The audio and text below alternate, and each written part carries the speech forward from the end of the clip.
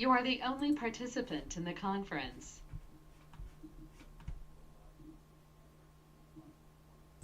The recording has started.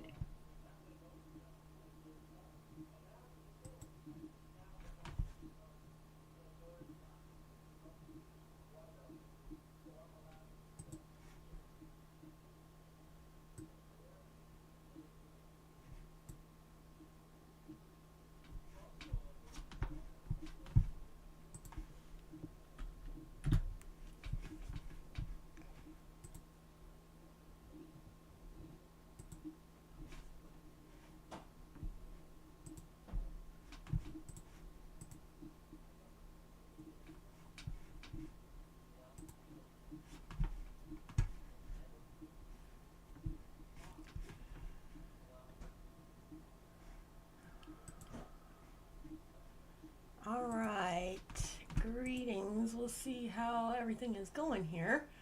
Let's see if we can do a video here. Can you maybe, not sure how we're doing. Let's see. Video capture. All right, here we go. At least on the YouTube recording. I'm not sure how.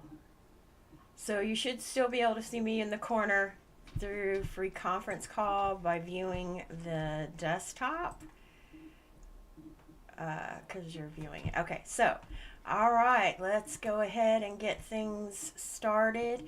I am Christine Van Pelt on Gibson County, Indiana. I want to welcome you to general member orientation and for the Indiana Assembly. It is Monday, December the 4th, 2023. We're almost through with December.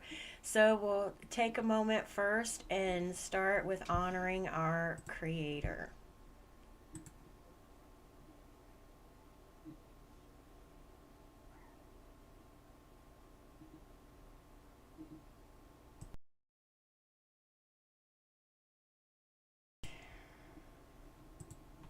All right, now okay, we're going to go ahead and get things going here. So I've already turned on the recording in free conference call.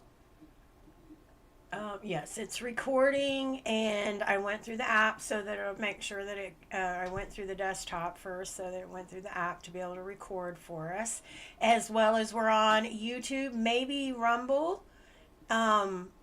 And so you'll be able to, on YouTube, I will send, afterwards, I will post the agenda link in the YouTube description so you can be able to download that at that time. All right, let's see I need to move this over here a bit so that it's somewhat out of the screen so that you can hopefully see then me over here in this space well, hopefully. All right. Whoa, I don't know what that box is for, but I hope that clears out. It's not. Oh, maybe it is. Let me move. Oh, because that's chat. So hopefully on YouTube, those that are on would be able to present. We'll see how that goes. We'll move this over here a little bit more. All right. Oh, it took it out of the screen. That's not because we want to be able to see it if others are connecting with us, right? Pardon. All right, so I guess we'll just put it. It doesn't want. All right, we'll go from here. All right, let's go ahead and get things rolling. All right, so reminder to put at least your first name, but do put your county and what state you're on, what county and state that you currently live at home on right now. You can put in the chat, and then ask a question. You'll say, may I, or if you're on the free conference call, you can be able to raise your hand, or in the chat, you can be able to present your question. Okay. I can't guarantee I can get through the chats, being that it's just myself and we don't have a moderator yet at this time. So anyone interested in supporting in that type of way would be awesome and very much welcomed. All right. So let's go ahead and again, put your name and county in the chat. We'll move forward with the Bivens decision. This is a public meeting. Anyone in this meeting claiming any form of U.S. citizenship or employment with any federal agency is now, for the next segment of this gathering, new member orientation, invited to either declare your presence and business here, or we ask you to leave the class at this time. I will repeat, if you're a U.S. citizen or an undeclared federal agent, please raise your hands or vacate our gathering, as you should have had the at least the 1779 two witness testimonies and birth certificate presented in order to receive the invite for this call. Okay, let's see, and you can comment in chat. Hearing none, seeing none. I will repeat, if you are a U.S. citizen or an undeclared federal agent, please raise your hands or vacate our gathering. Hearing and seeing none. For the third and final time, this is notice that if you don't respond appropriately to this Bivens decision immediately, you are made fully liable for your lack of disclosure, and any so-called evidence that you collect is tainted and inadmissible. No one can attend any of our meetings in secret or in private without answering to a roll call or without answering or declaring their presence. Okay? All right. Any comments? No. All right. Be sure to put at least your first name and put your county and state that you currently call home in the chat. All right. So, a misconception corrected. The primary goal of this assembly is to reconstruct our lawful government of the people, by the people, and for the people. We're not here to reform it. We're here to reconstruct it. Okay? This is done by helping people with their status corrections and educating people on what has happened and what we're doing to correct the wrongs propagated on Americans by our wayward employees. Okay, so again, we're not here for reforming. We're here to reconstruct our lawful government, which is of the people, by the people, and for the people. That means it's going to be you filling the offices that have been left vacated for over 150 years.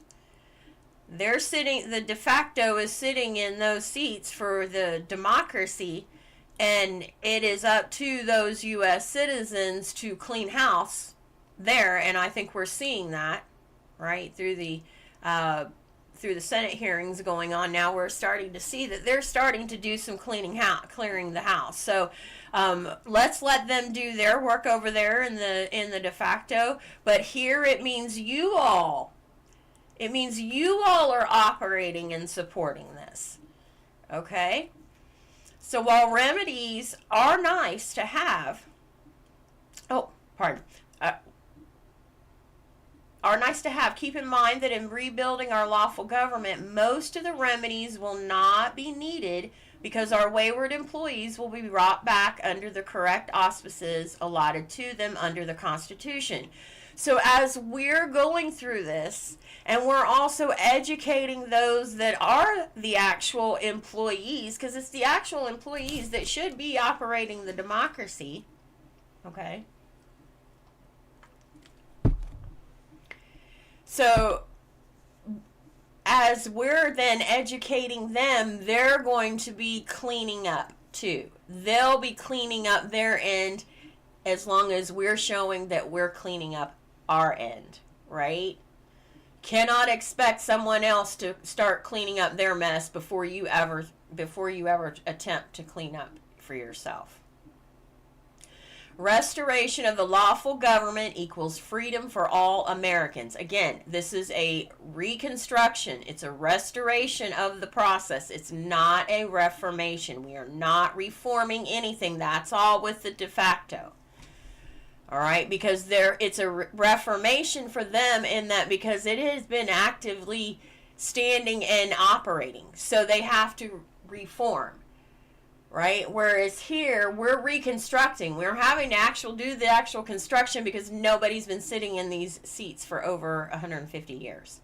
So get clear on what it is you're here for. If you want to reform, if you want to participate in reforming, you're more than welcome to do that and stay as a state, as an American national. That way you're still claiming your birthright political status, but then you can also be able to then support with the reformation with them. Okay, but that means you go to their district assemblies or municipal assembly to be able to support that. It is not done in these assemblies. Okay? All right, so course requirements. All new assemblymen and women are to attend the orientation classes. This is to ensure a strong foundational knowledge about how we are organized, how committees are formed, and how they function, and the overall goal of the assembly. Given previous experiences, it was determined to be the best course of action to help people adjust to the way things are done within the assemblies, since it differs. It does differ from the corporate model that we've known for our whole lives, right? All right, some key concepts to remember. Let me make sure I do have audio here, and I should have and it's okay. Just checking. I want to make sure that we're good for everybody. All right, we'll continue. All right, so always remember, you are self-governing, okay? You can't just say, well, I want you to handle all of this for me, and then all responsibility dumped on that one as well as to if it's incorrect. That's not how self-governing works, right? We are a community, a family of people working to restore our lawful government. We are not employees. We are all volunteer at this time. Okay, so we've got to come together. We just got to get over petty things. We've got to come together. We've got to forgive everything that's been happening, that has happened, regardless of whether it was with someone currently or it was from past freedom movements you were in, or, forgive all that. And let's come to the table and start working from here if you're ready to restore it to its original function and form. We're welcoming you to come, but you have to, it's a two-way street. It's about trust and self-governing as well, right? We're going to do this the right way, and we have the ability to do this. If you're not in it for that, we love you, but you're not going to be able to participate and support if you're here to reform as opposed to trying to support us in the reconstruction. Again, we always recommend that you follow up on everything and research information yourself to better understand it. It's still ultimately your choice. You can get someone to prepare your paperwork for you. But it's still up to you whether you've looked at it to make sure that it's correct before you put your name to it. It's up to you to ensure that it's all correct before it ever gets sent to be published. Just starting with paperwork. Everything that you do, you still have to walk through that. You still have to make that choice. Right? It's not anyone else's responsibility what you end up presenting. You still have that choice of whether you walk with it or not. We'll always do our best to help you find the answers to your questions and recommend you ask them at the end of every class so we can either answer it then or help you to research it. Okay? But for the most part, it's going to be directing you to the answers because you have to come to that knowing within you as to whether or not that is something you're willing to walk with. You still have that choice. All right, so let's get into part 1, basic foundation and understanding for all assembly members. All right.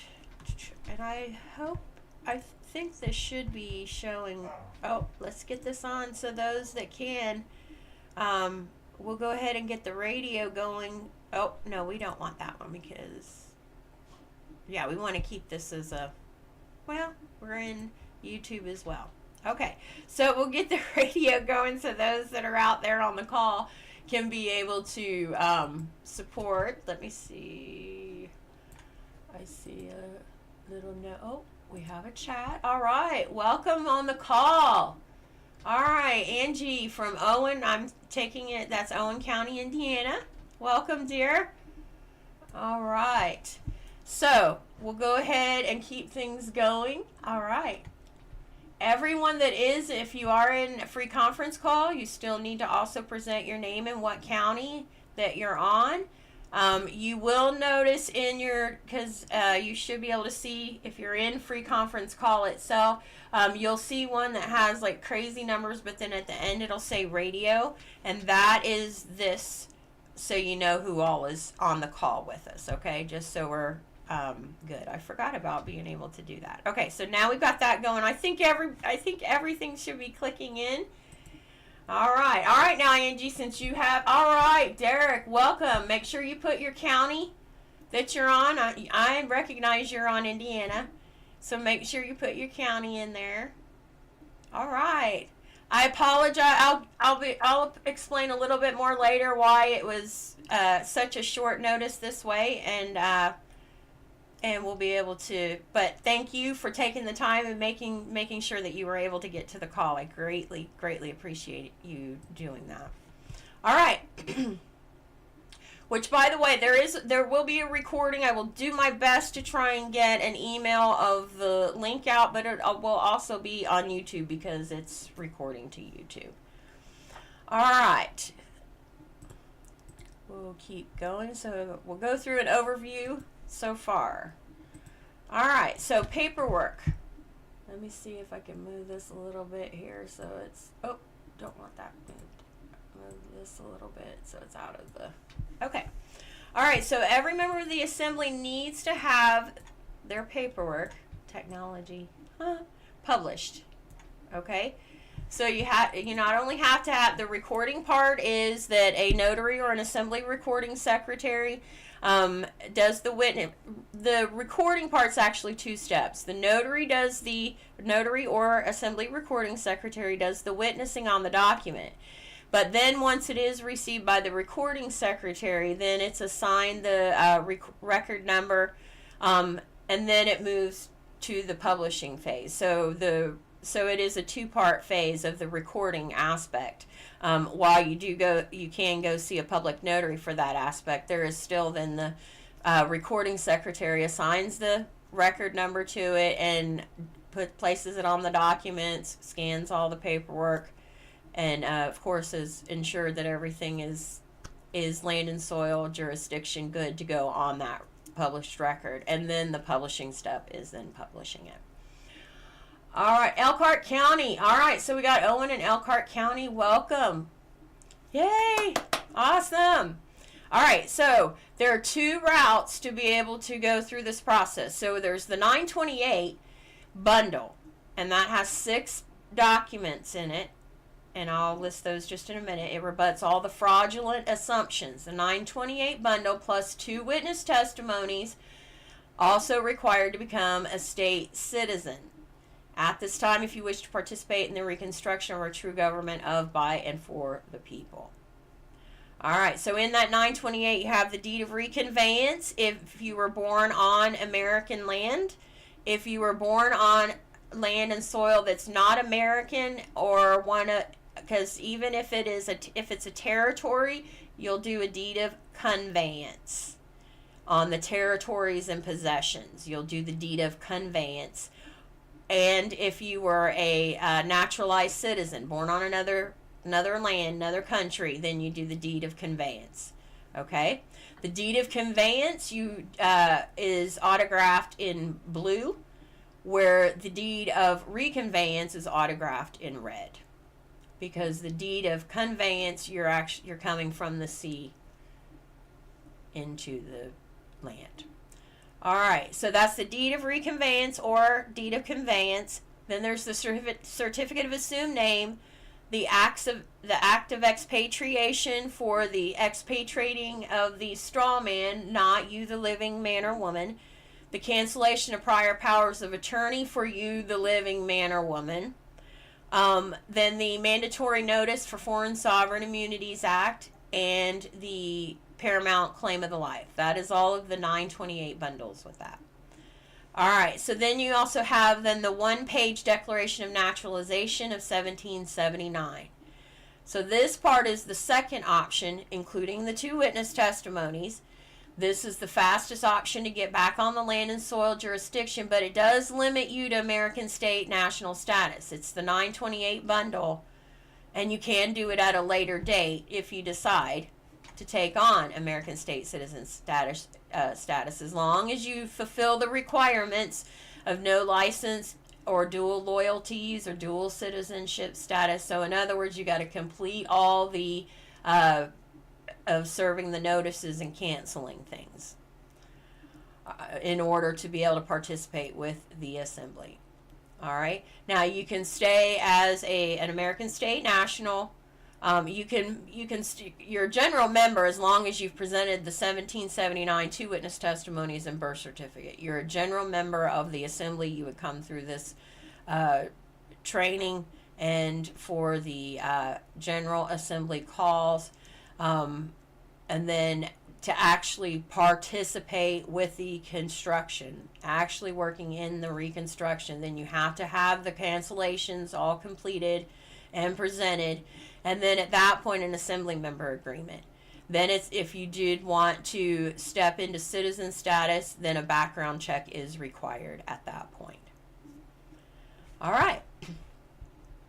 Moving forward. And those that have presented all their cancellations and only the 1779 declaration, but have presented all the cancellations and the participation member agreement, you can still actively participate as an American state national, but you would not be able to participate as an American state citizen without the 928s and a background check. Okay. Because at that point you're stepping up as a citizen, which means you have to clean all of that before you can go to help support off state or out of your county level. All right, here we go. Here's the 928 bundle. So we went through and listed it here.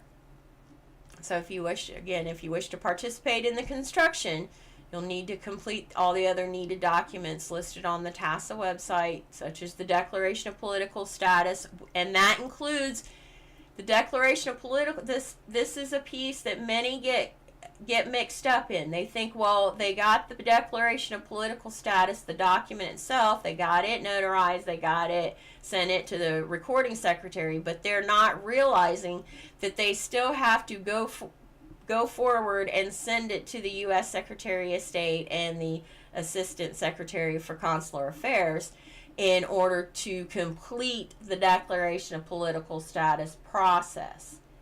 Okay? And so the Declaration of Political Status that's been notarized, witnessed, and the cover letter and the proof of mailing is what's needed to present to show that portion has been completed. Okay, we're land and soil, and we're walking through things and learning all of this, and some of this stuff we've got to make it up as we go as how it works with the situation, but it still has to stay within the guidelines. Okay. All right, and that includes as citizen fee schedule. All right, the Declaration of Naturalization of 1779. So that's the 1779 2 witness testimonies and the birth certificate. And the 1779, there's 4 or 5 different versions. Most will have Declaration of Naturalization for American because you were born on one of the 50 states. But if you were born on one of the territories, possessions, or a naturalized immigrant, you would do then the naturalized immigrant template.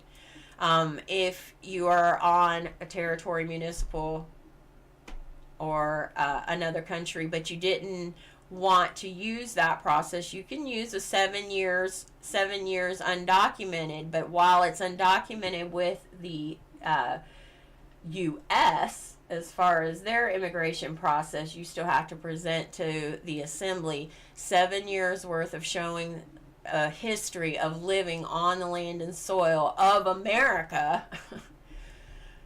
And then on your state, showing that you do currently live on the home state that you're at.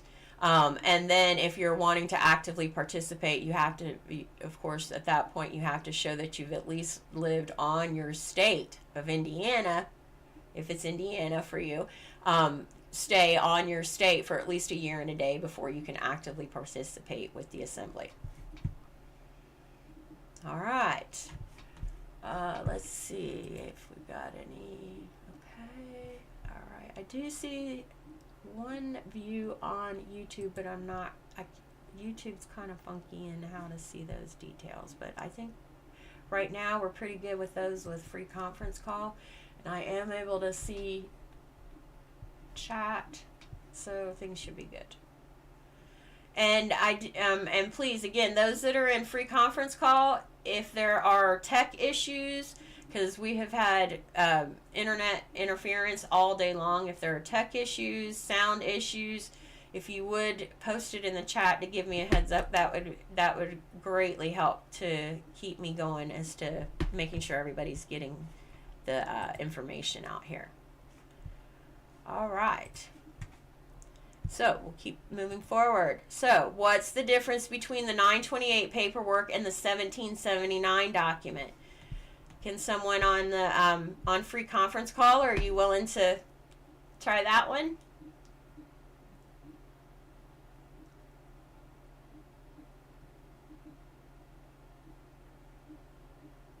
I'm not sure. Were you gonna try?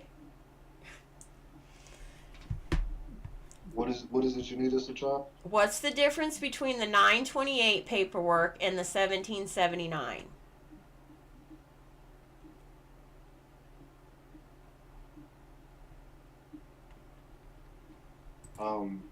That would be the status or the papered up or armored up, I believe. Good. Well, armored up, you're getting close. Papered up and armored up. Okay. Papered up is that you not quite everything that's required as an ASC, as a citizen. Mm-hmm. Okay.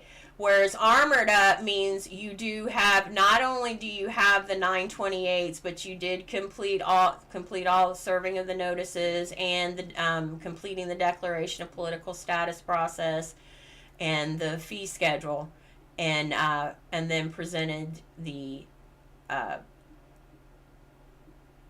participation member agreement. Understood.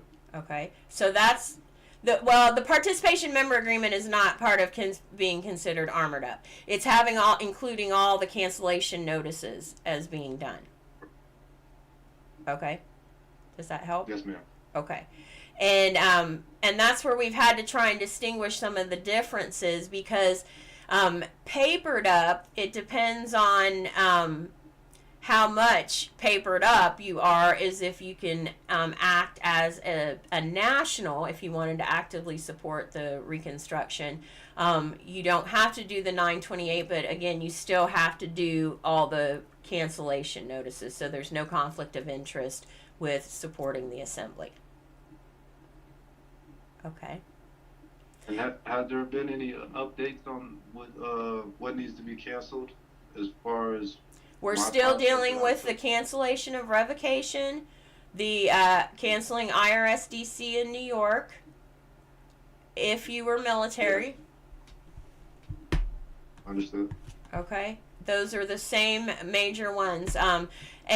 And the only thing as far as any type of licenses is if it's real estate license, because that's completely territorial, or a bar license for an attorney, right?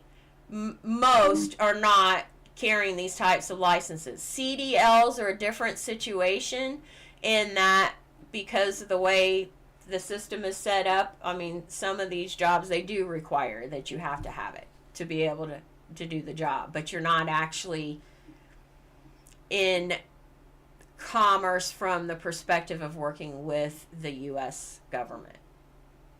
Okay. Understood. Okay. All right. And yes, Angie, 1779 is a one-pager. Yes.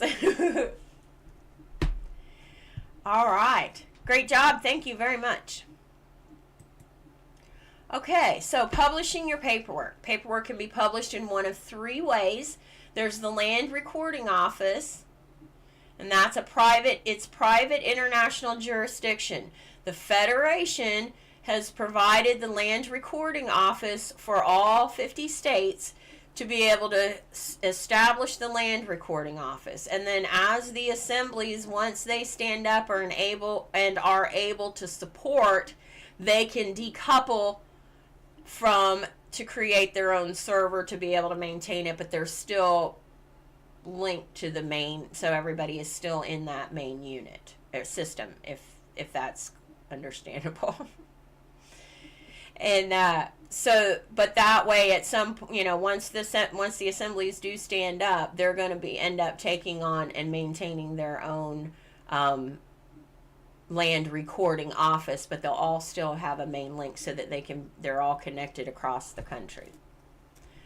So there's the LRO, and right now we're paying credential fees through the LRO, and if you're doing any of the courses that are paid from the Federation through the LRO, because it takes a little bit of time for distributions to get back to the states. But the credentials we have, go ahead and pay in the LRO in that, because the credentials are printed on Washington State. So that way then the funds are available for them to have the materials to be able to print the cards and everything that's needed, and then to be able to ship to you.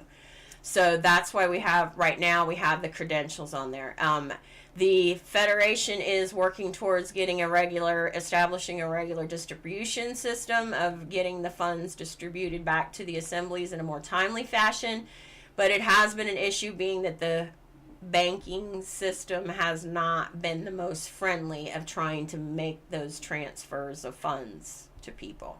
For example, the Indiana Assembly does not have a business account because we're having a hard time getting for a banking type of account. But I did have a separate account that was mine that I had not been using for well over a year, hardly any transactions even in it prior to that, so that we at least had some form of a bank out separate from utilizing Square for an online means of being able to receive funds. But that way we could still be able to operate here on the state while waiting for funds to get distributed from the Federation. All right. Then there's also the county recorder or register of deeds. So it'll be your regular county. It's actually the county of recorder's office. Okay, but you'll want to get it through to do it as a miscellaneous, to record it if it has any categories, to record it as miscellaneous, or you can do any other form of a public record. So like a newspaper posting, it will have to have run for I want to say it's like a 90 days consecutively, and then you would show the receipt or online payment of where you've paid that it carried out, as well as then showing periodically taking a picture that it showed that it was posted throughout that whole time. Or should you have had access to where it's something that it could be published to a personal website but still open to the public, but it has a date of when it was published and can be seen and available. It has to be at least 90 days for them to be out on some other record. But then you present that information. Then if you did not want to get published to the Land Recording Office, you don't have to participate with the assembly, but you have to have it published somewhere to a public record. All right, and so if you are published on the LRO, you're able to, it's much easier for us to be able to order than support your credential card. Where Americans have credentials because we are actually living beings, whereas the de facto U.S. citizens have a driver's license, identification, that type of thing. The credential card serves as proof that you've been fully published on one of the systems and will be used as a replacement for their driver's license when asked for picture ID. We are getting mixed results right now until they do get used to seeing it, but it's also our responsibility as we the people to help educate them peacefully, but help educate them into knowing the difference and learning and being able to articulate that you're not operating in commerce, so you have no reason to have a driver's license. Various things like that. All right. So, additional documents after status corrections published. So, once you've done your 1779 and your 928s, that's when you go ahead and do that declaration of political status, because that you couldn't have done it before because you didn't actually declare your political status yet at that point. Should you, if you are married, if your partner, significant other, husband, wife, right, is a national, we can be able to work through the paperwork. It's not ending the marriage, right? It's for to remove it from their system. Common carry. Most of you will have had included the common carry declaration, but bear in mind it does state about it, armory and your weapons, but remember it's an extension of your arm as well. So whatever it is that you do, it's how you carry yourself. And you're choosing it to carry yourself as an American walking under common law as opposed to following their codes and site sources and that kind of stuff. Baby deed. For children that are under the lawful age of 21, there is a baby deed, either a parent or a grandparent that has done the status correction process is able to then do a baby deed for the children or grandchildren under the lawful age of 21. Then at 21, they have that choice. They can choose if they want to go get into the system, they can get in, or just continue walking as a national. If they choose to get in the system but then later decide they want to get out, then they'll have to go through all the paperwork process themselves at that point, because they are over 21 and they speak for themselves at that point. Of course, there's the fee schedule. That is to secure your ability. Can't guarantee. It's not about claiming and seeing about, well, when are they going to pay on this, and they're going to send a payment for this amount of money, and who's going to send it. No. The purpose of that fee schedule, the primary purpose and goal of that fee schedule is to get them to stop harassing you in the first place. Okay? When they start seeing that after a while, if you're able to articulate and then you apply that fee schedule, you've got to then be able to show them that you know the due process of how you have to then, once you serve that fee schedule, you've got to be able to then walk the due process to show them that you know what you're doing and say, well, now it's time for me to invoice you. And of course, any military retirement. If you're former military, if you're active military, you're not able to participate with the assembly at this time. As far as any reconstruction, you can still definitely come to General Assembly calls and be a part of the general voting process, things like that. But until you've finished with till you finish that time, then you can't get out of it while you're in it. That's a contract you got involved in. But once you're done, then you can be able to actively participate with the assembly through sending your military retirement paperwork. All right. And again, you can be active military and still be able to come to, if you're wanting to be a part of the Reconstruction, but you have to maintain that while you're in that time, you're maintaining for Reconstruction, but you cannot be a part of the decision making as far as any citizen level aspect, nor as an American state, as a state national that is able to support, because that's a conflict of interest of working with the military. But again, still able to come to General Assembly calls and be a part of regular voting, helping with general discussion of things. All right, letters and notices to send. So before the publishing is doing the withdraw the voter registration, but if it's not done till after, that's fine as well.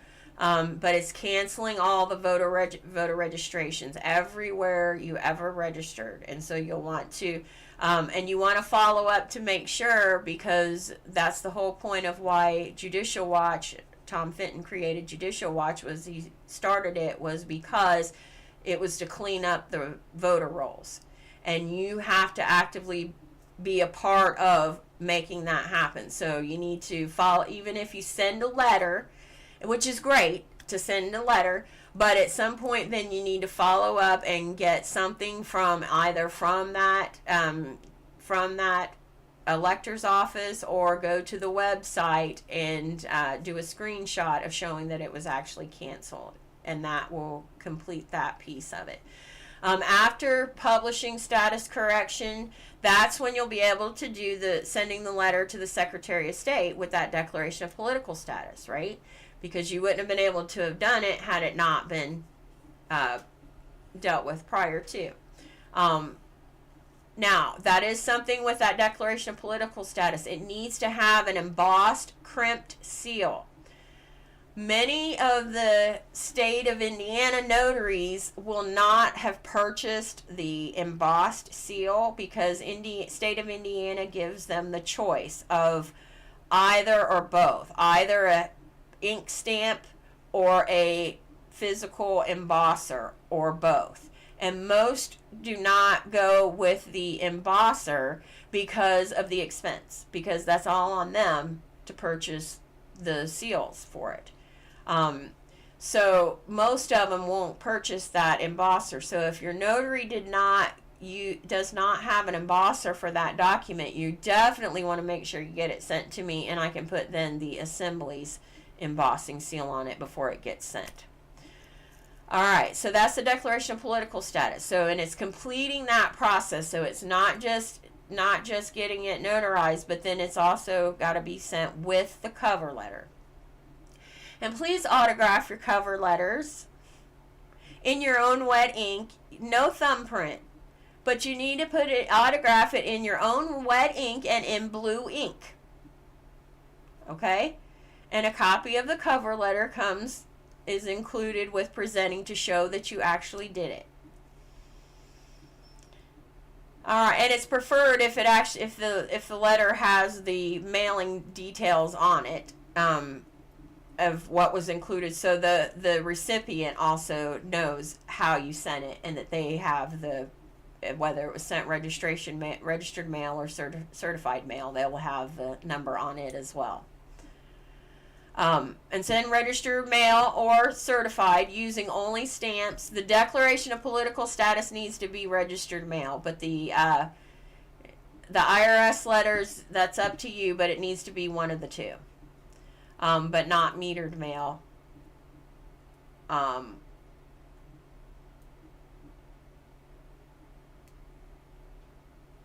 Okay. And the sending registered mail, it's probably going to, by using a stamp, you're probably going to have to ask someone at the post office if you don't have a little scale yourself and know to look up to calculate what that would be. But that's what their job is to help you with that and show you how to work with that. But just remember, they're not going to be clear on what's going on, and they're going to try every which way they can to try and say, well, maybe you don't really need to do it this way, that kind of thing, because they're just trying to get things changed up themselves. All right. Awesome. We have others on the call. You'll need to make sure that you put your name and what county you're on. And if it's not Indiana, make sure which include the state. There will be one that has a list that says it has a long crazy number and it'll say radio at the end of it, and that is to be so it's broadcasting on free conference call. But you will need to present yourself because we do not hide here. Okay, so please put at least your first name and what county and state you're on. If it's not Indiana, in the chat box. If you're in free conference call, please.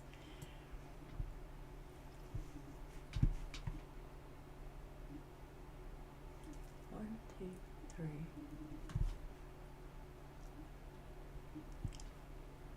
Okay. After some point of time, those that are not willing to present themselves as to who they are and what county they are on, we do have the ability to remove them from the call. All right. So you're going to scan the letters and the postage receipts. Well, if you've already sent it to me with the great welcome on Louisville, Kentucky. Todd? Oh, welcome. Welcome. Oh, yes, welcome. Absolutely. Definitely. Welcome, welcome, welcome, because we are supporting Kentuckians.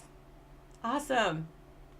Okay, we'll keep going. Thank you very much. We just like to make sure who all is here and we know what's what. And again, and if you're on Kentucky, most likely you got the information from Justin so we can verify that you would be able to have the ability to come to the call. Awesome. Thank you. Welcome, welcome, welcome.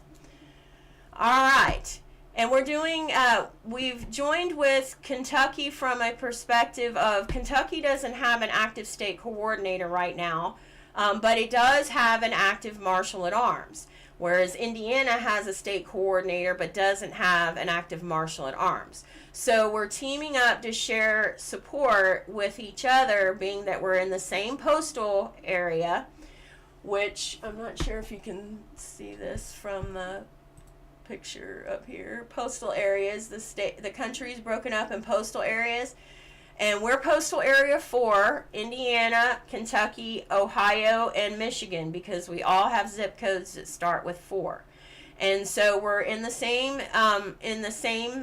postal area, so we're also neighbors, so that we can be able to start helping to support each other, and that way we can help Kentucky get a state coordinator moving over there, and help support getting a martial arms over here, and anything else that we can do to help each other, because we are all family.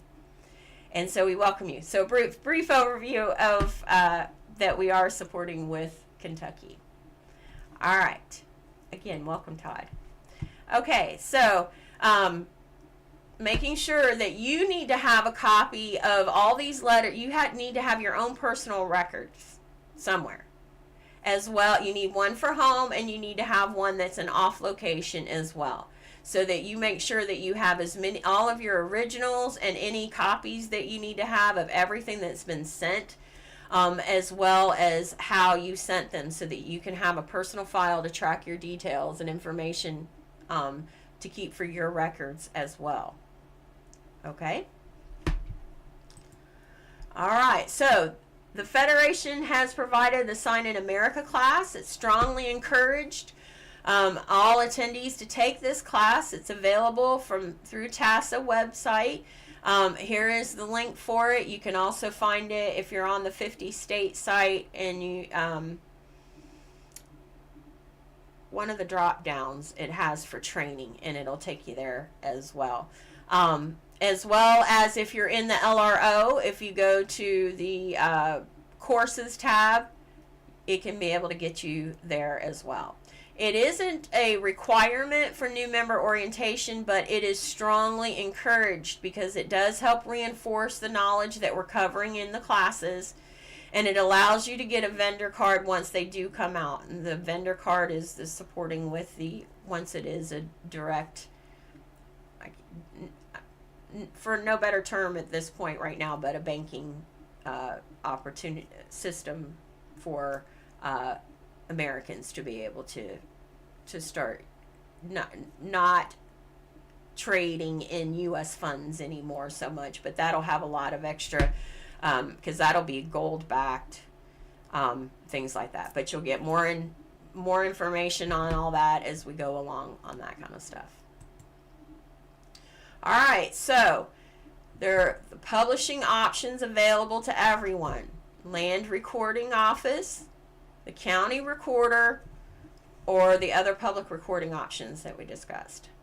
So like if you're gonna, you could post it in the newspaper, an actual physical print in the paper, then you'll want to make sure you have a copy of the printout of the article in there and things like that. But again, 90 days for public recordings. The library has the ability that you can be able to post a public record there, but you just have to go back periodically to be able to check it and verify that it's still there, and then you can take it off at a certain point too, but you got to make sure it's on a public record for at least 90 days. So after you've published your paperwork, are there any other documents you need to complete? So of course that's where you're going to have the Declaration of Political Status process and the IRS letters, because you needed to have declared your status before you could tell the IRS that you're not a part of their system anymore. Now, there have been wins.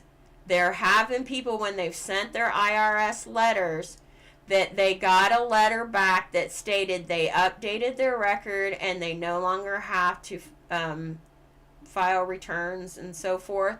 So keep that, and that is what you would present a copy of that to whomever, employer, or whomever is trying to take taxes out, and that's your verification to show them that you can go that.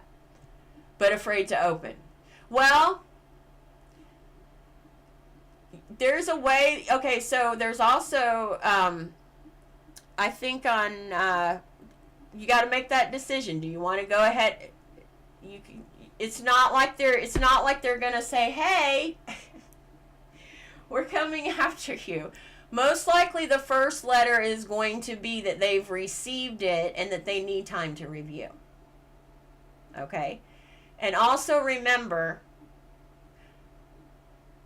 that if you're not walking in that and participating with that, as long as you work towards maintaining knowing what you know and follow through on your end, you're outside of their jurisdiction. Okay? So you have the option. You can either return it unopened and just say unacceptable as addressed, or you can open it, see what it says. It may surprise you. All right? Because there's always that you can always do a rebuttal if you feel you need to. Okay? All right. We'll keep going. All right. Now we're going to get into history and foundation. Woohoo. All right, so basic foundational questions. Everyone has these questions. They ask themselves or they're asked by someone. So how are we called into session? What authority, what documentation gave us that ability to be called into session? Who's the governing authority that gives us proper status and standing? So we're going to review those and point you to resources to find those answers. All right, let me move this over a little bit. No, that's not what I want. This one I want moved over. Okay. All right, so 1861. Yes, we got to go all the way back. 1861. 7 southern nation states of America walked out of the second session of the 36th Congress on March 27, 1861. Adjournment of Congress was sine die, a Latin term meaning without fixed day, or no date was set for reconvening. So that's why you'll see at the agenda, at the end of the assembly agenda, you'll see where it's adjourned until the following session, or if it's because we're taking a holiday, a break or something, adjourned to that next day, next appointed time. On April 15th, 1861, President Lincoln reconvened Congress under the executive branch by proclamation using General Orders 100 through the Lieber Code. And here is a link to the Lieber Code. It's not very long. Don't stress over it, dear. It's all good. It's all good. You'll be relieved. It's not as bad as what you think, honestly. All right, see, so here's the link. The Lieber Code is not very long, but it is very, very informative. It required the Army or Department of Defense to pay reparations to all non-combatant civilians harmed. We're all non-combatant, and we've been harmed. Right? Okay, so in the beginning, the Federation of States was created in September 1776 as a means for the states to act together as one body in international and global jurisdictions. Okay, as a means to be able to come together because each of the counties are separate, and it's to bring the state as a whole. The Federation has no national level powers at all and is not in itself a sovereign body because there's nothing it can attach to make it sovereign. The Federation is an agency of the states representing the sovereign bodies of the states of the Union. Each of the states are the states of the Union in the foreign, international, and global jurisdictions because they can't hear you at a county level.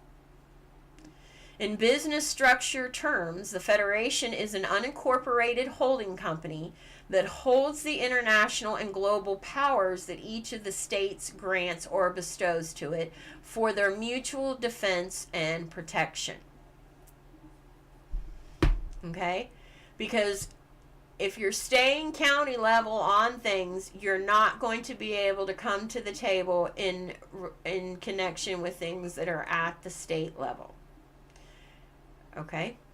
Nor can it go outside of the state of connecting with others. You have to have the county, the people make the county make the state makes then the country, right?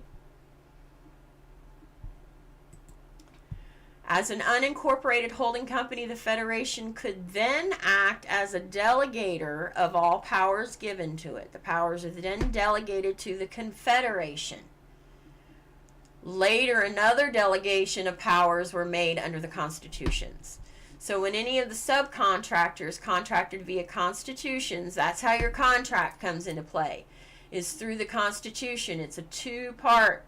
It's the operations, what has to be done, and then how it's going to be the debt to cover it. Or even the Confederation are unable to function, all delegated powers return to the Federation via operation of law. So in order to operate in international and global business realms at that time, the Federation had to operate under a recognized sovereign, a head of state, to make the request of another head of state. So they're each heads of state, right? Unfortunately, each individual state couldn't be recognized as sovereign in international jurisdiction, and we still have the advantage of mutually shared powers.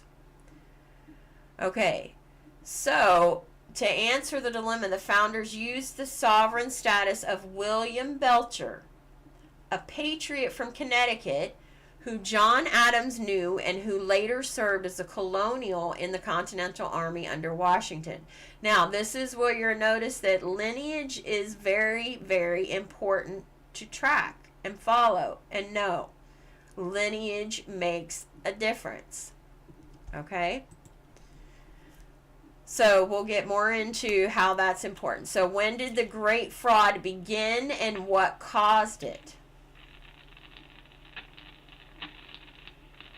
Question out for someone on the free conference call. When did the Great Fraud begin and what caused it?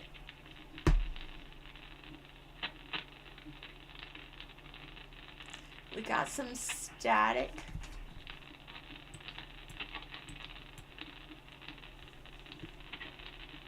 We have another one on the call. Is that Karen?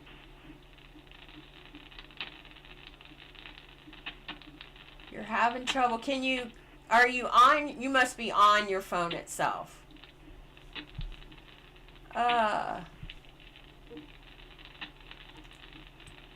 Well, maybe you might need to try it. Oh, star. There's tools that you can be able to. How does that work? It's either, I'm not sure, star 5 or 6.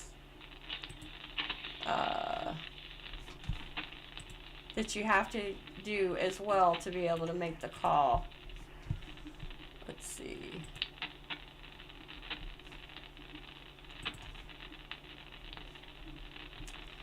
All right. Well, I'm going to go ahead and mute you because all we're getting is static, but I'm figuring that you're Karen.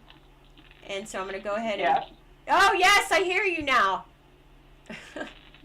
I didn't know if I was muted or not. Oh, I can hear you. I was hearing crackling, but I wasn't sure. Okay, yes, great. So you're Karen. So tell us what county you're on, dear.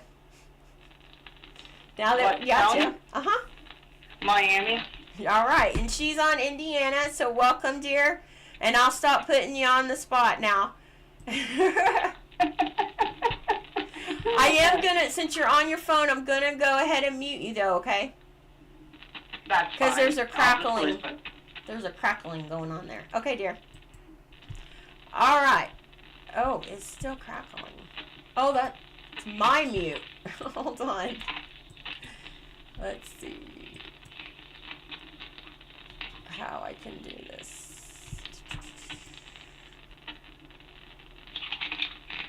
Oh, it's because I'm screen sharing. That's probably going to stop me. Hold on just a moment. Let me stop screen sharing a moment on here. It should let me get back to now. Should be able to. Maybe not. Let's see. Maybe do it over here. Oh, here we go. There we go. Okay, so we got that out.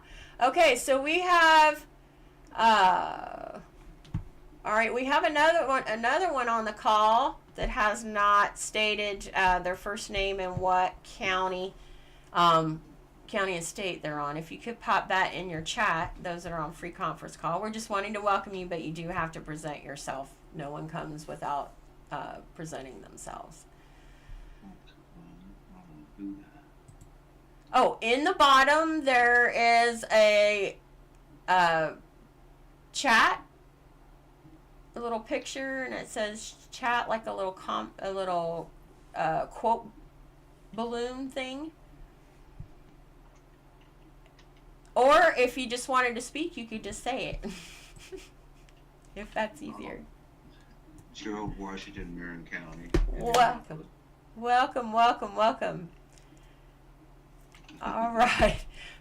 We can do that too. So all right, I'll go ahead and get back to this and welcome. It's great that you all were able to get the message to get out here and get on the call. A lot of crazy things have been happening with the emails, and so it was because I sent it through free conference call that most of you even got your emails. So there's been a lot going on with most of the free email servers, providers, where they're bouncing and automatically kicking and not even getting the emails to people. So I've been working through a way to try and figure out a way to try and make that happen, but it's going to have to take, everybody's going to have to participate. They're going to have to actually go in and confirm. An email will have to come to them and a confirmation have to happen, and you all have to actually say, yes, I want to receive it, or else they will not let you, it won't go through. So, and I've been working through that process, so we can keep things going. Okay, so we'll get back to here. So when did the Great Fraud begin and what caused it? So it began in 1861 when the 36th Congress adjourned sine die. And that was because they did not leave an adjourned date to be able to come back. All right, so little known safeguards that were provided through this of using William Belcher and his family, because they were granted sovereignty equal to kings by William the Conqueror after the Norman conquest in England. The Magna Carta came later. So like his forefathers, he believed that people should learn to be self-governing. And like confirming your emails is part of self-governing. The Great Seals of both the United States Territorial and United States of America Municipal are part of the Belcher coat of arms array. The evidence in provenance has been carefully handed down through the Belcher family to today. So as a result, he and his progeny, those that come after him, became yet another safeguard for the new American government, and the hereditary office of the head of state passes down to them, because every ship that sails under the Great Seals are gifted by Belchers. This means all corporations, ships, and commerce taking place worldwide by American vessels fall under the head of state.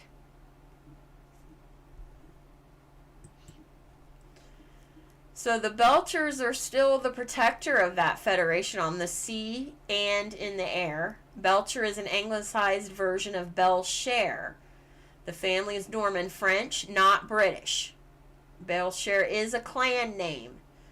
James Belcher, the head of state, shares this lineage. The Belchers act to protect the interests of the states and people and keep the federation alive.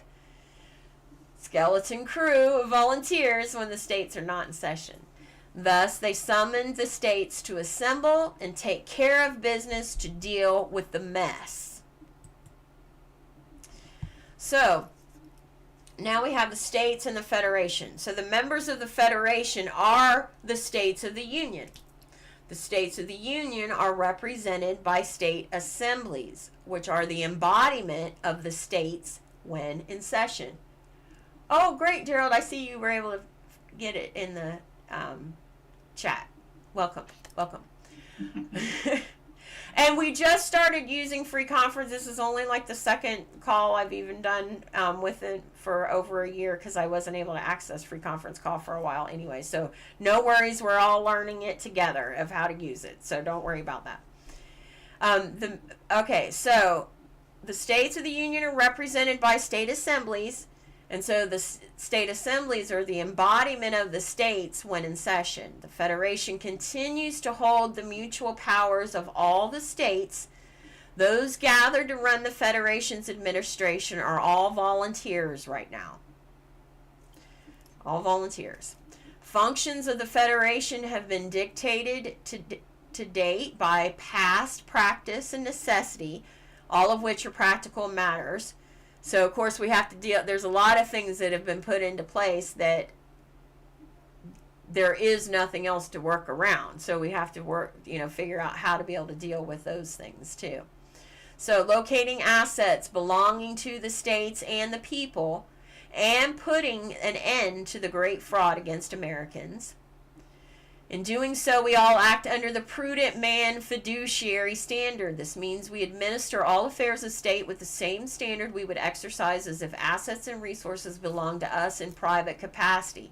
And that means belonging to us and having being honest with it and having integrity and knowing and being able to keep it separate but secure, right? We use carriage accounting and the calendar year, not double accrual accounting and federal fiscal year. So carriage accounting is pretty basic, in and out. What's coming in, what's going out. Okay? The reason they made double accrual accounting was so that it could be, to make sure that it became as complicated as possible so the average man and woman would not want to do their own accounting. And so they will get somebody else to do it. And if you're not in control of your own money, somebody else is. Right? So, then how are we here? There are 3 ways our founding fathers determined that the state assemblies can be called into session. So it could have been that be summoned by the President of the United States of America, unincorporated, but no president's been elected in that seat for the unincorporated Federation of States since before 1860. 2, a committee of 9 state assemblies can call a general assembly. However, Texas is the only state that was left in session, so there wouldn't be enough to even hold a quorum. So the third option is maybe assembled by a hereditary head of state. And so this is the method that was used to bring the assemblies into session. Welcome. Welcome, Anne, from Goshen, Kentucky. Welcome, welcome, welcome, welcome. And I will do my best to see how, there will be a recording on, let's see, how do I get, well, I'll be able to get a link for the recording to be able to send, and I will forward those on Kentucky. I'll forward it to Justin so he can send it out to you all. And then those on Indiana, like I said, I'm working through emails with you all. So I will see how I can be able to get that link to you. So you also have it, as well as the link to this agenda. Okay, so we have, what is the Federation? So the Federation has been set up, it's set up as a holding company for international and global jurisdictions of the states and allow representation in those arenas, responsible for calling the states into session, and general guidance to help stand up the states to protect all Americans working to reconstruct our lawful government. But it's also because they're the head of, it's the hereditary head of state, that they also have the authority that if the assembly is not following and maintaining with the mission of reconstruction, that it can be disassembled and start over. The Federation has that authority. All right. So they were called into session by summoned by the hereditary head of state. So if you haven't already done so, you want to get your paperwork completed with your recording secretary. Key points to remember: little known safeguards the founders put in place using Belcher family allowed the assemblies to even be brought into session. The Federation is representation in international jurisdictions for all states and is our current government authority until we can stand up our states. And that means each of the seats have to be, each of the offices within the general, business, juror, and militia assemblies. Once all the offices are filled within each of the assemblies and it's up and running, then the coordinator's role sunsets. And then that's when the state is, because then at that point the Federation has said yes, it's fully standing up, and that so the state coordinator can be able to sunset at that point. And then the Federation allows the state to be able to do their thing. But then when things are necessary from an international and global jurisdiction, the state assembly then comes to the Federation for whatever support is needed from that. The Great Fraud began in 1861 when Congress adjourned sine die after the election of Abraham Lincoln, who was a bar attorney in the first place who had dual loyalties to the British Crown. And so you're not able, you can't have dual loyalties. No one even in the de facto in the White House, none of that the presidential administration there are to have dual citizenship in any way. But they do. All right. So that's part of their fraud, and that's why we're seeing the House of Representatives is working on cleaning house. Okay, so that's that portion. So now we're going to get into assembly mission and new jurisdictions and what are they. So original call to session by the Federation, just an overview of this, Indiana Assembly mission statement, and the 3 jurisdictions that you need to know. Okay, so from an article from Anna, Article 3232, be it known to all whom these presents come, that there is a lawful and legal means provided for Texas and every other state to assemble. And that means of lawful and peaceful assembly requires the process to take place under the authority and guidance of a recognized summoning authority. The owner of the Great Seals, the hereditary head of state, James Belcher, called the states into session, which is the United States of America. Notice the word the is capped. It's not the lowercase the, because it is the original. Go ahead. Was someone going to say something? Okay, this was the only possible means left to call the states into session. So the responsibility of calling the states into sessions carries with it an obligation to ensure the assemblies created are peaceful and composed of qualified people. Qualified is qualifying through the paperwork, living within the borders of each state.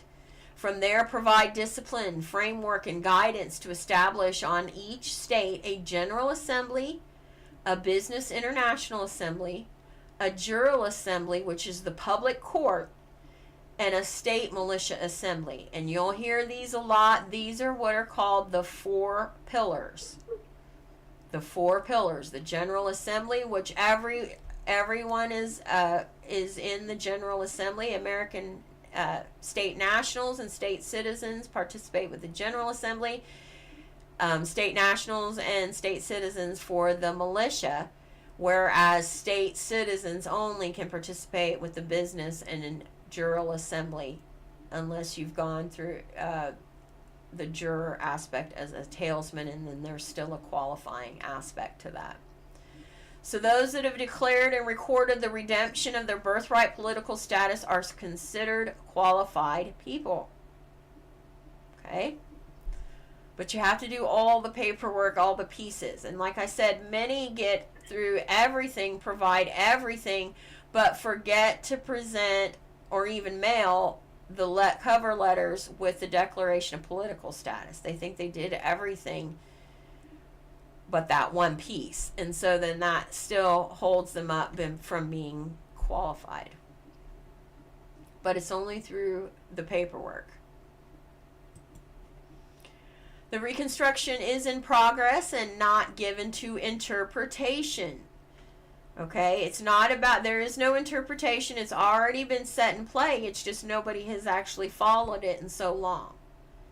And that's why the Federation has been bringing, they've been getting it, getting the information, they've been assimilating it, processing it into material that we can all be able to see how the steps work. The Federation oversees the legal and peaceable nature of the state assemblies that result from the Reconstruction. Otherwise, our activities could be mistaken as hostile actions and be legally suppressed by military force. Okay, that's why it's important. We want to work to get our most qualified marshal at arms for the state set up, so that that marshal at arms then can go to work at developing the going through the process. Go ahead. Were you going to say something? Okay. Once the Indiana State Assembly is fully seated, the Federation will step back from its current oversight duties. But it's our duty to uphold the peace and the public law. Okay? It's our duty to uphold the peace and the public law. And it's this piece here and the public law that we're all having to work through, trying to get forward to make that happen.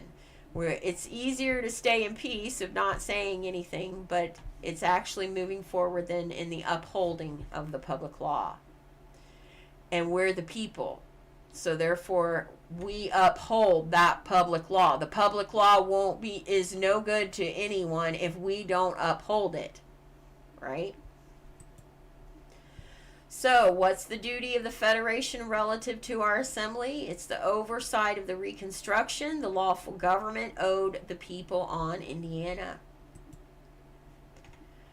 All right, here is the mission statement for the Indiana Assembly. Our Indiana Assembly is dedicated to the restoration of a complete and fully operational land and soil jurisdiction, state and county court system, serving the people of Indiana. The preservation of the national trust. So we've got the court system, right? We've got our public courts that we need to get in play. The preservation of the national trust. These are our missions, right? Our mission. Set up our land and soil court system. Preserving the national trust. The enforcement of the public law. Upholding of the federal constitution owed to our state and people, the repopulation of our land and soil jurisdiction, which that's what we are definitely doing, because even if the very first one on that county that gets their paperwork on the record have populated that county. And so that's how we're building from the ground up as we go.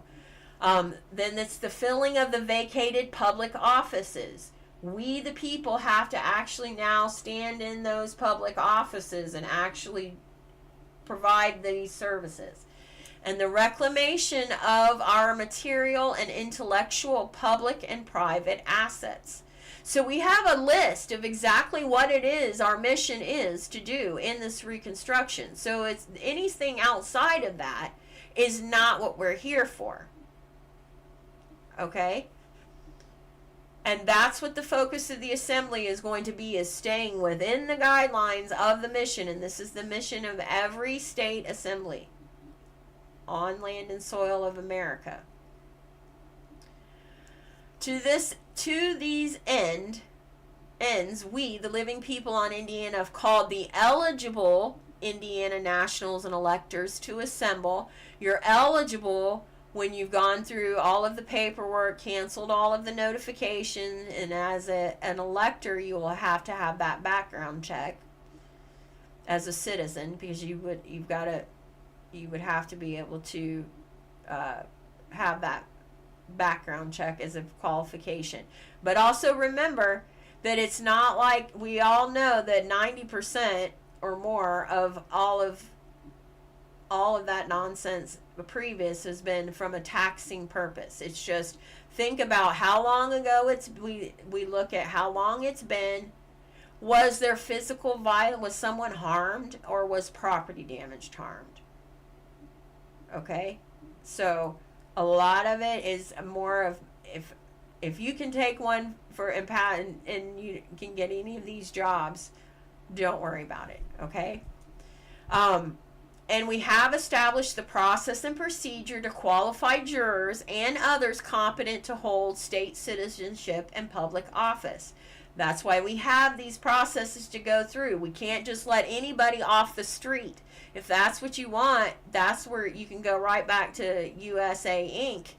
because that's what they're doing with the immigrants, is they're just letting anybody in off the street with no check whatsoever. We do this peacefully and without rancor in the exercise of our unincorporated powers and capacities.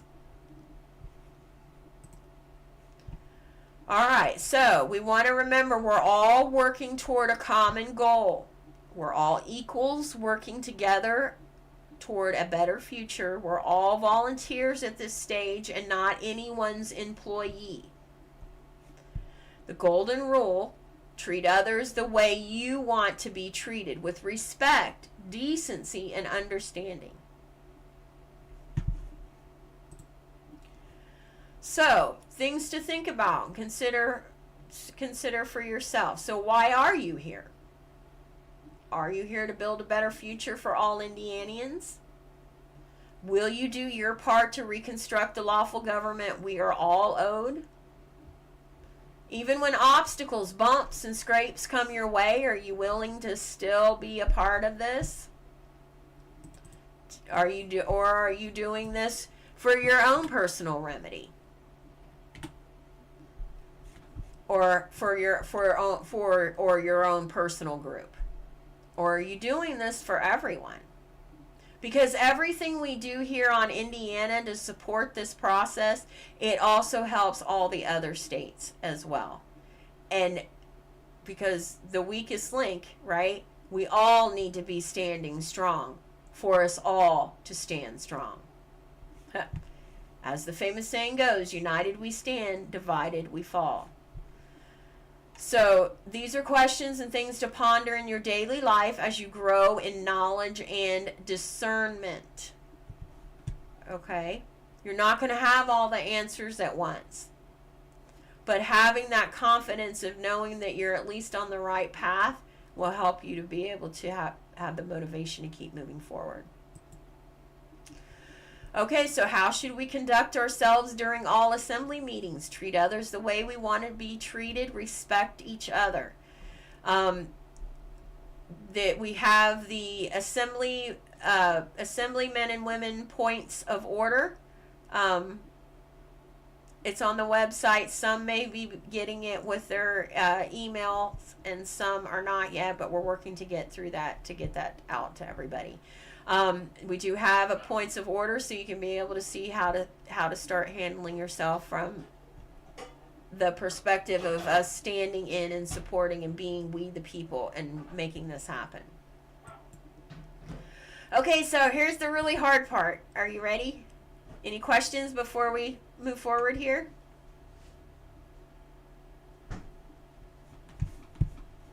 Let's see. Move this over.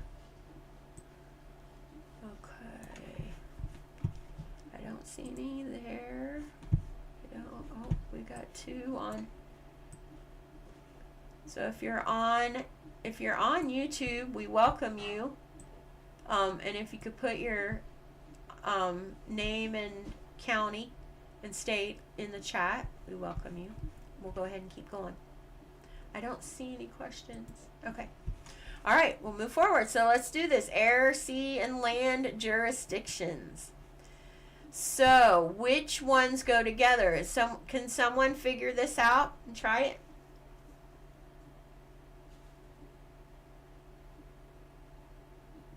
Someone on free conference call want to try and figure out which ones go together?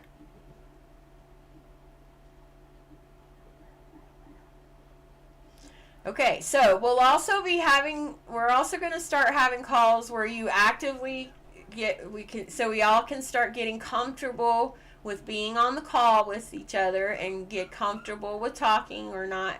It's not like it's some major promo deal or something. We're all family coming together. People land. Good. Yep. Okay. Good. Keep going. Angie, thank you. Anyone else want to keep working to figure out what's what? Territorial. C. Okay. Any others? All right. We'll go over here and let's look and see. Oh, let's see. You're on your phone. Which is maybe why I can't see what. Oh. Okay. Okay, Anne, you're on your phone. Oh, okay. So we'll work out making sure to get the Pope British crown. And we'll work on making sure that the link gets out to you for the recording so you can also be able to see the presentation too. All right, so let's go ahead. You're welcome, dear. Okay. All right, so the Pope is over the air, and that's municipal. The British crown is the sea and territorial. And yes, the people are on the land, and that's the federation. So let's see how that plays out. Why is that? So in 1302, the first and largest express trust was created by Pope Boniface VIII. The Unum Sanctum in 1302, and there's a link there directly to it. So this was followed by the first testamentary trust,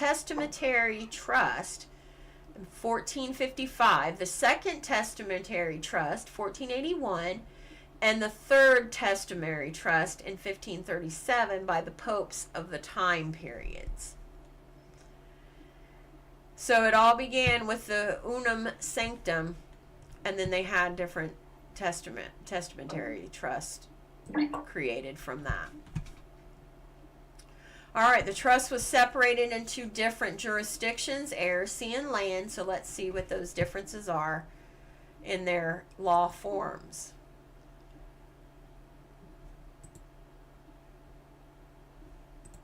So we need to, oh, it's doing it. So I need to move this slide.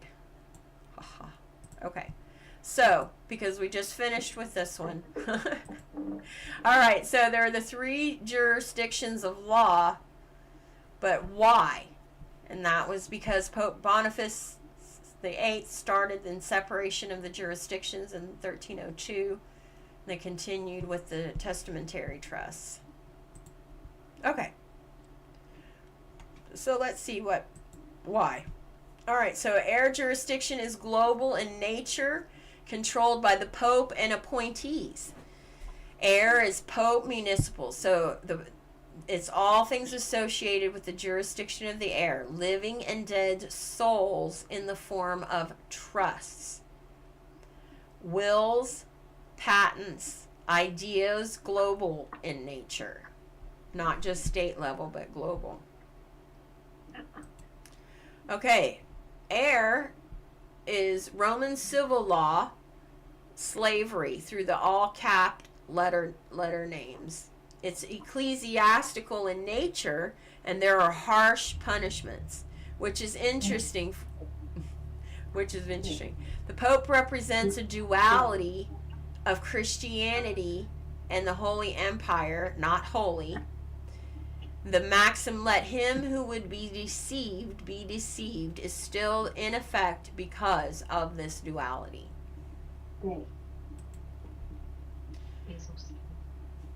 Sea jurisdiction. Alright.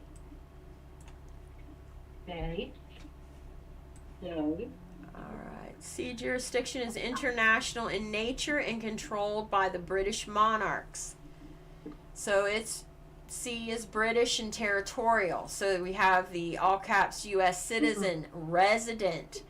Resident is that little trap that they try to put you in of getting that driver's license or the ID, especially if you make it a voter ID. Okay, that's how they loop you into being a resident, which then a taxpayer. And so, and it's all vessels, mariners, sailors, merchants, creatures of the sea, international in nature. All right. No worries, Angie. This is all about learning. Okay? We're all course correcting. The sea jurisdiction is made up of admiralty maritime law that applies to vessels on and in their jurisdiction. Okay. And so, like, the vessel is considered, like, you go into their court, it is their jurisdiction that you're on. You're on their vessel in dry dock on the land. The sea jurisdiction law includes private law, international law of the sea, attorneys, corporations, which are dead entities, and operating in commerce. Americans operate in trade. Okay, so we have land jurisdiction. It's national in nature and was given to the Spanish king to control in the original trust. The Spanish king gave up his control of the trust of the land jurisdiction back to the people. After the Declaration of Independence, Americans gained control of the land jurisdiction. But then nobody wanted to do the work to fill the role, and that's why we're here now.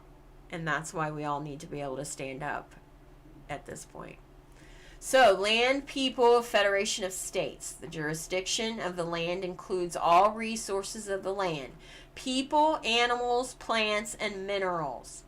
So this is why also at the state level we can address at the state level addressing chemtrails, addressing how the water has been polluted, how the animals are being treated. Very serious. Do you know you have to register if you purchase a chicken from Rural King? You have to register how many chickens you get from Rural. That's just nonsense. Anyway, just a little side note because it has animals there too. All right. The land jurisdiction is owed the public law, which is a form of common law. Its lawful foundations include common law, the Geneva Conventions, Constitution, Mosaic Law, Declaration of Independence, and just plain common sense, right? Pardon me, I'm going to close my mind here. Okay, so who oversees the air jurisdiction? We have the Pope, and it's under Roman civil law. The sea jurisdiction is the British Crown, and it's admiralty and maritime law through private corporate law. They're the ones that use the attorneys. And who oversees the land jurisdiction? The people with common law, which is the public law. So here are additional links. Anna has done some what are called granabites with information. Here are the links to those to be able to watch those and support your knowledge of learning the jurisdictions. All right, we're getting there. Okay, so before the next class, review all the attached docs with class. Now you know what? Before we go, I will stop screen sharing and I'll put the link to this agenda into the chat. And then that way you can be able to have it to review, and that's one way for sure to be able to get that.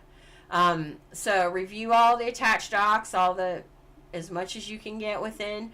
Review Anna's, something is wrong when. A full PDF is available here, or you can purchase the book here, and that is this one here. I think you should be able to, something is wrong when. There's also disclosure. I think this one though is on Amazon, but this one is definitely available at the Federation's shop. All right. So think about your personal mission statement as an American state, national, or citizen and create one. Anyone that wishes to share it in the next class may do so at the conclusion of the next session. So I welcome you to think about your own mission statement. And think about, why are you here? Go back to those questions. Where were they?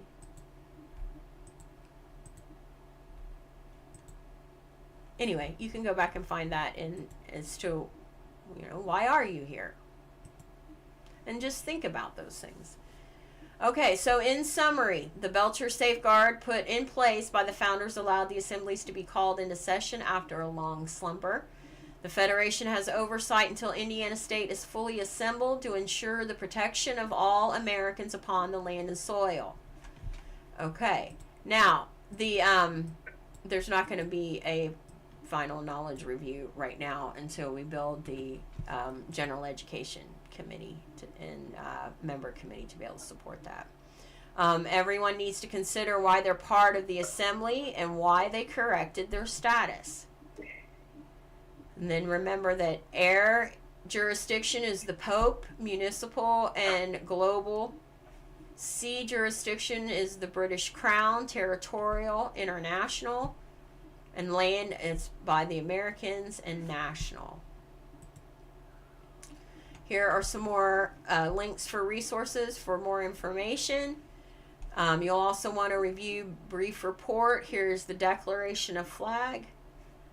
Anna's books are also available here, or here is the shop, American State National Federation shop. Indiana has its own shop as well at athomeonindiana.org. All right, so while I am taking a moment to get this up to everyone, so that you can have it in the chat, are there questions based on what we talked about today?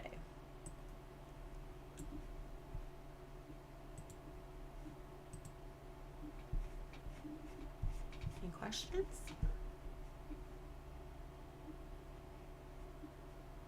Okay.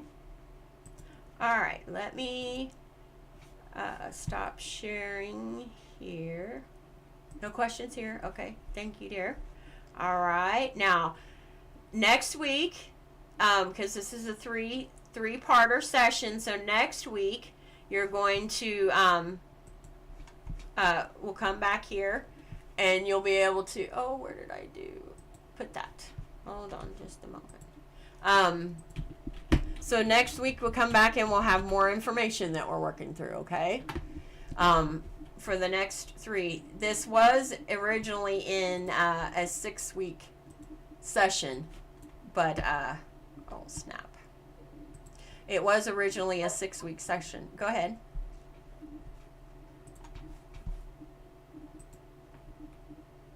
Oh, okay. All right, I gotta figure out how to, oh, I should be able to upload it here as an attachment for you, so you don't have to wait for me to find the link there. Hold on.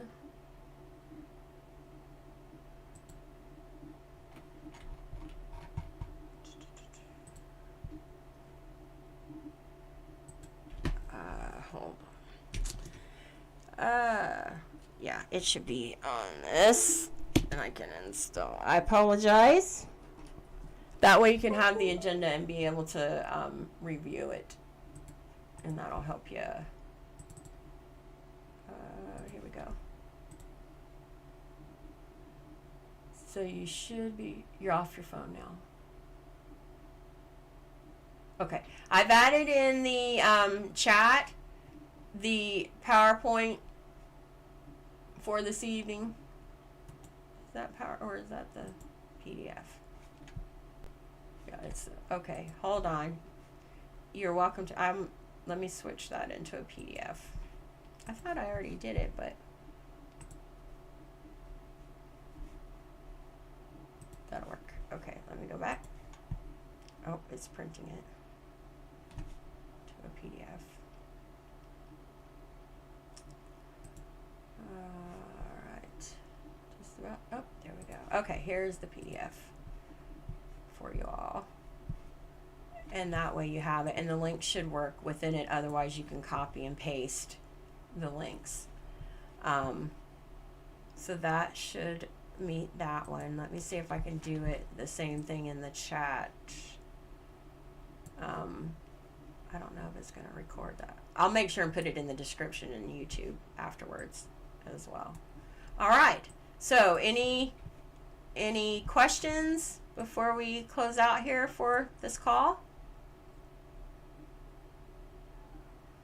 All right. I want to thank you all for those that did come to free conference call and those that were on YouTube to be able to watch and maybe listen on the radio aspect of free conference call as well. And don't forget, we have the General Assembly call at 6 p.m. Through Zoom or free conference call. So please go ahead and check back with us then if you can. Maybe get a bite to eat and everything. Okay, I don't do cell phone calls. You can connect through a consult here or an email that's on the bottom, or you may not see it here. You can reach me by email or go to the to schedule. Let me get the link for you for scheduling. Hold on just a moment to do as a consult. Hold on, just a regular consult. Where are you? Okay, here we go. Here is for just a regular consult. All right.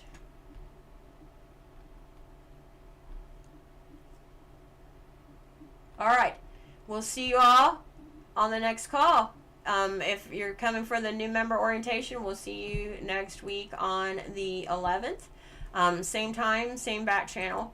Or we will see you at the assembly call here at 6 o'clock. I wish you all peace and love, and I'll see you on the next call. Take care. Goodbye.